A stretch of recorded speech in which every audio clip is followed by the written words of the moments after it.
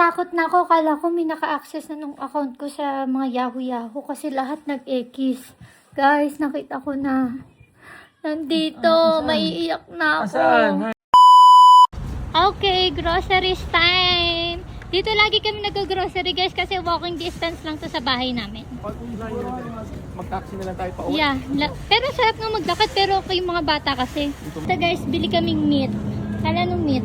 Magkano tayo, sigang tayo to. Favorite natin to. Ayun, pwede na yan. Hindi ko Oh, na- naka $5 off. Hindi ko natitingnan yung mga price. Oo, medyo, ngayon manghinayang ka kasi, ay, 27 naman. Oo, medyo mahal. Para Pero, magkano yun? 1,000. Oo, 1-2. Kasi mataas ang dollars ngayon. Kaya, Guys, so itong sibuyas is $3. 120 pesos, pero ang dami na. Tapos itong kamatis, hindi ko alam kung magkano, pero sige, kuha na lang ako nito.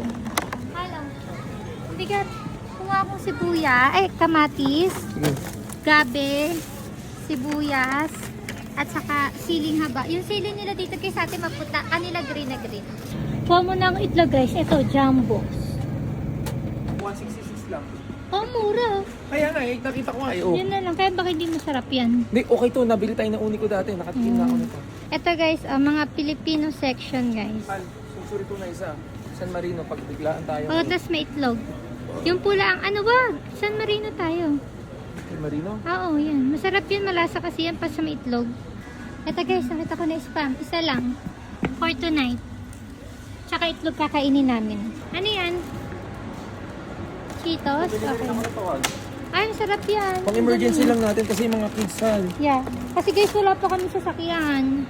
So at least meron na tayong good for ilang araw na. Ayan guys, mga pinamili namin. Tignan natin kung magkano. $64, parang 2,800. Yeah. Halos pa, may iwan mo pa. Ikaw na mag-vote ito. Magbubuk lang ako, yeah. Guys, dito ang sarap mamalengke din kasi parang binayaran namin $64, parang feeling ko 64 pesos lang. Hindi ko na kino-convert para medyo magaan sa pakiramdam. Ikaw convert ko sa'yo, 2,800. 2.8? Tutong kadami. Okay na din, hindi na rin masama. Kasi nasa Canada ka lang. Yeah, mo Ayan na lang. guys, nagbook lang ako ng Uber pa uwi. $6 naman pa uwi. Malapit lang kasi kami. So, ang nagastos natin total, magkano papuntang Cross Iron? Ano, libre lang tayo. Natitay niyo yung ano, diba? Ay, pabalik. $20 plus 7. Parang 27. 27. Ayan guys, ang aming sundo dahil wala pa kaming sasakyan. Hi for Sarah.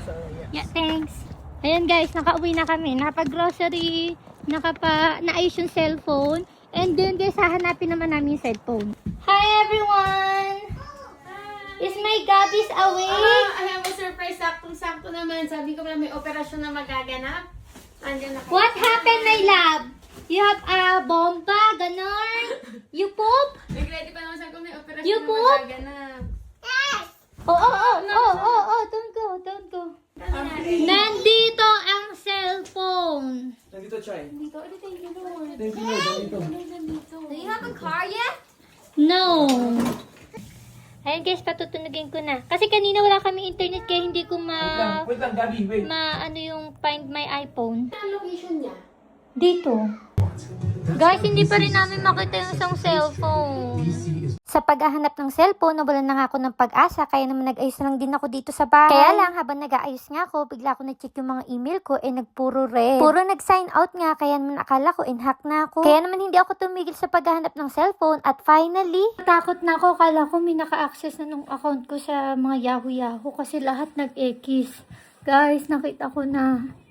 Nandito, maiiyak na ako. Saan? Ilawan natin. Punta ka dito sa... Ayun! Oh my goodness, nakita ko ito. Ayan o. Ito. Ayun guys, kita nyo, wait lang. Ayun o. Ayun. Ito, wait lang. Ayun o. Ayan. Grabe dito ang talas talaga ng mata mo. Chinek ko na yan, di ba? Sandro, halika. Ayan o. Nasa gilid. Ayun. Kaya pala lumalabas lang na nandito lang sa bahay. Oh my God, ito. Akala ko kanina, sabi ko, Sarah, nawawala na akong pag-asa na nandito. Feeling ko ang nadedetect ng cellphone, yung 17 Pro Max. Imposible kasi nga yan ang Hindi niya akala ko ngayon kasi eh. hindi natin makita. Sabi ko, hindi. Wala talaga sa lahat ng maleta.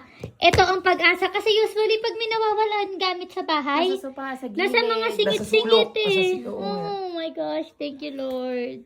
At least pwede natin ma-access yung isa, hindi pa? Ayan. Ma-access na Hopefully, natin tignan natin. Yung mga email ko, guys.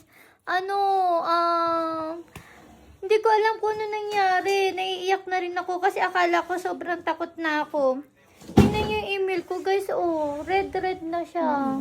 Ayun, dumi dito. Biglang nagganon. Buti na lang sa ko, hindi kailangan hanapin yung cellphone. Kailangan ko patunayan na walang nanghahak sa email ko.